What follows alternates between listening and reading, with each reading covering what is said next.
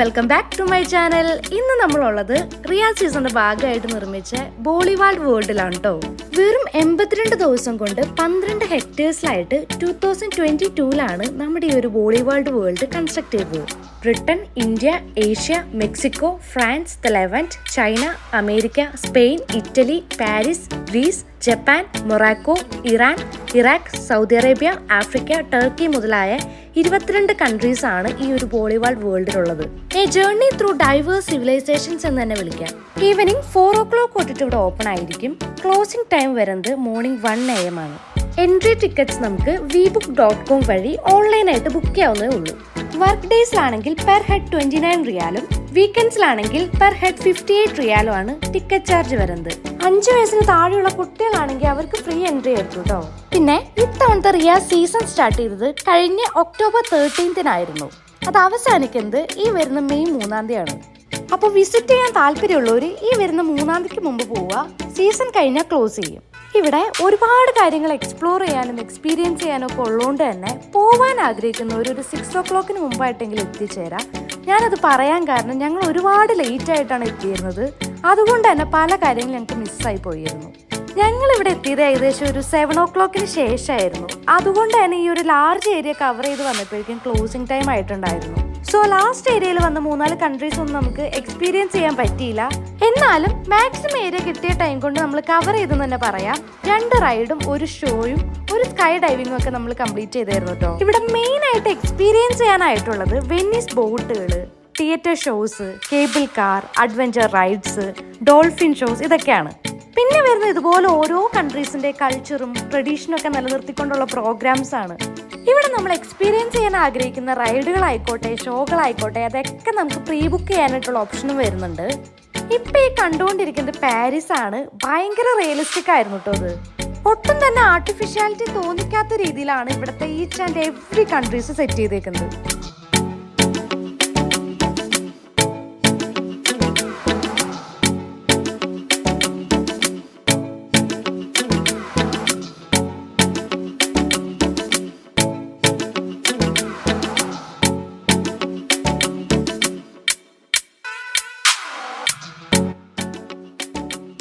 അങ്ങനെ നമ്മൾ Turkish ice cream സ്റ്റാളിൽ എത്തിയിട്ടുണ്ട്. ഇവിടെ ഭയങ്കര ലൈവ് ആൻഡ് ആക്റ്റീവ് ആയിരുന്നു കേട്ടോ അവര്. എസ്പെഷ്യലി എടുത്ത് പറയുകയാണെന്നുണ്ടെങ്കിൽ ഈ അറ്റത്തെക്കുന്ന പുള്ളിയാണെന്നുണ്ടെങ്കിൽ വെച്ചിരിക്കുന്ന മ്യൂസിക്കിനൊപ്പം ഡാൻസും ചൂളം കുത്തലും അടിപൊളിയായിരുന്നു. എനിക്ക് തോന്നുന്നു ഞാൻ ഉൾപ്പെടെ ഇവിടെ വന്ന എല്ലാവരും തന്നെ ആ പുള്ളിയുടെ വീഡിയോ എടുത്തിട്ടുണ്ടെന്ന്. അത്രയ്ക്ക് ഫുൾ ഓൺ ഫുൾ പവർ ആയിരുന്നു പുള്ളി.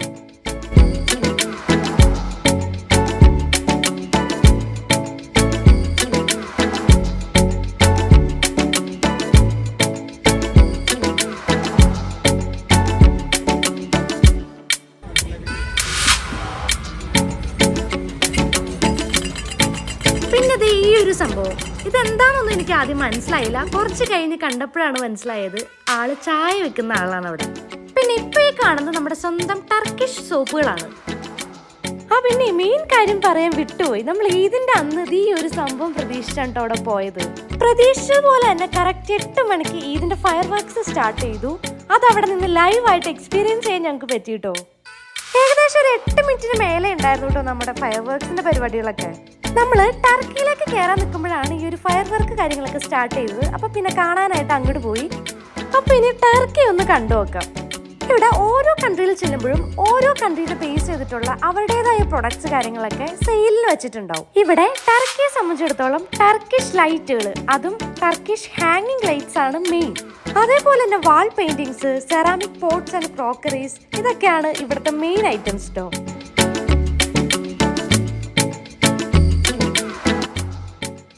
പിന്നെ അടുത്തത് പോയത് ജപ്പാനിലോട്ടാണ്. ഇതൊരു ജാപ്പനീസ് ഡാൻസ് ആണ്. എന്നാ പിന്നെ കുറച്ചു നേരം ഒരു ജാപ്പനീസ് ഡാൻസ് കാണാല്ലേ.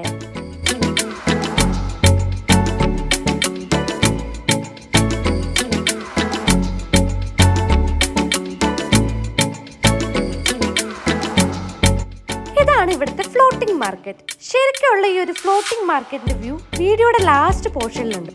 ഇത് അതിനകത്തേക്കുള്ള വഴിയാണ്. ശരിക്കുള്ള ഫ്ലോട്ടിംഗ് മാർക്കറ്റിന്റെ ഭംഗി കാണണമെന്നുണ്ടെങ്കിൽ വെനീസ് ബോട്ടിൽ പോകണം. അങ്ങനെ വെനീസ് ബോട്ടിൽ പോയപ്പോഴുള്ള ആ ഒരു ക്ലിപ്പിംഗ് ഞാൻ വീഡിയോയുടെ ലാസ്റ്റ് ഇൻക്ലൂഡ് ചെയ്തിട്ടുണ്ട്. പിന്നെ ഈ കാണുന്നത് ഞങ്ങൾ കാശ് കൊടുത്ത് പേടിക്കാൻ പോയ ഒരു സ്ഥലമാണ്.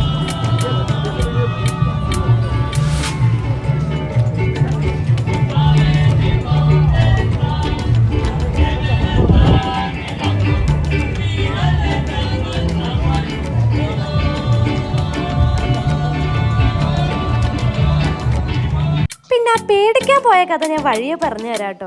സംഭവം വേറൊന്നുമല്ല, കംപ്ലീറ്റ് നെഗറ്റീവ് എനർജി നിറഞ്ഞൊരു കേവിനകത്തേക്ക് നമ്മൾ വിടും. അതിനകത്ത് നല്ല ഇരുട്ടും അതുപോലെ തന്നെ പേടിപ്പെടുത്തുന്ന സൗണ്ടുകളും നമ്മളൊക്കകത്ത് ഒരുപാട് പേര് അതിനകത്ത് നമ്മളെ പേടിപ്പിക്കാൻ നിൽക്കുന്നുണ്ടാവും. മാത്രമല്ല അടുത്തെത്തുമ്പോൾ പെട്ടെന്ന് ഫ്രണ്ടിലോട്ട് ചാടി വീഴും. അതാണ് അതിനകത്തെ സംഭവം. അങ്ങനെ അതൊക്കെ കഴിഞ്ഞ് നമ്മളത് ആഫ്രിക്ക എത്തി. ഇവിടെയാണ് നമ്മുടെ ഡോൾഫിൻ ഷോ വരുന്നത്.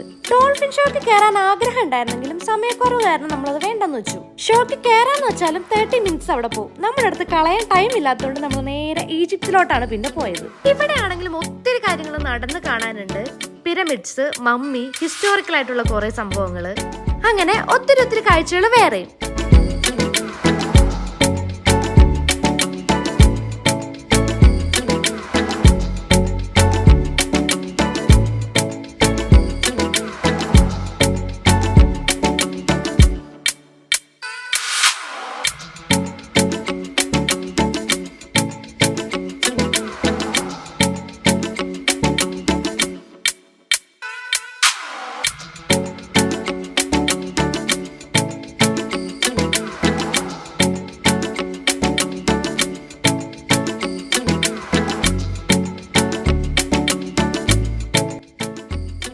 ഈജിപ്തിൽ നിന്ന് നേരെ നമ്മൾ പോയത് കേബിൾ കാർ എക്സ്പീരിയൻസ് ചെയ്യാനാണ്.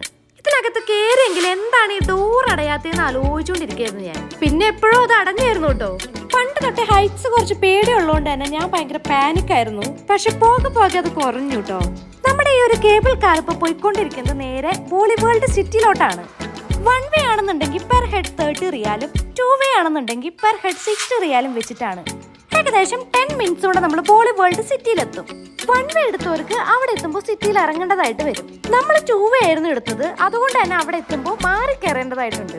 ഇതാണ് നമ്മുടെ ബോളി വേൾഡ് സിറ്റി.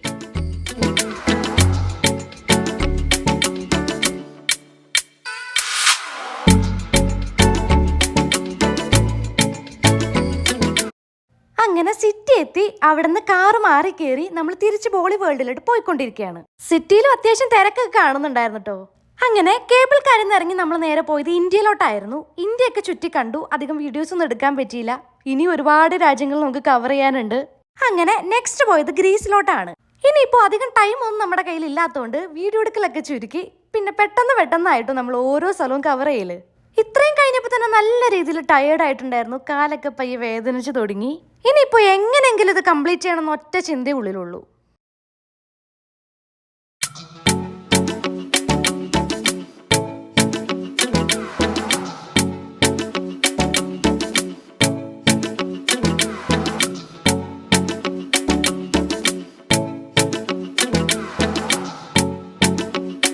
അങ്ങനെ ഗ്രീസിൽ നിന്ന് മൊറോക്കോ വഴി നമ്മൾ ഇറ്റലിയിലെത്തി.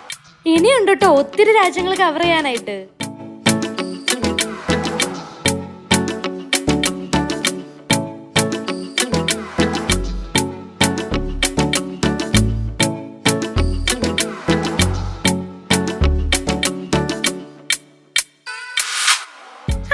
നമ്മള് വെനീസ് പോർട്ടിൽ കയറാൻ പോവാണ്. ഇതാണ് നമ്മൾ രണ്ടാമതായിട്ട് ചെയ്ത റൈഡ്. ഇതും അത്യാവശ്യം നല്ലൊരു എക്സ്പീരിയൻസ് ആയിരുന്നു. ഒരു 10 to 15 മിനിറ്റ്സ് ഇങ്ങനെ ചില്ല് ചെയ്ത് ഇങ്ങനെ ഇരിക്കാം. നമ്മൾ നടന്നു കാണും പോലെയല്ല, ശരിക്കുള്ള ബോളി വേൾഡിന്റെ ഭംഗി കാണുന്നുണ്ടെങ്കിൽ ഇതേപോലെ ഒരു വെനീസ് ബോട്ട് എടുത്ത് പോയാൽ മതി.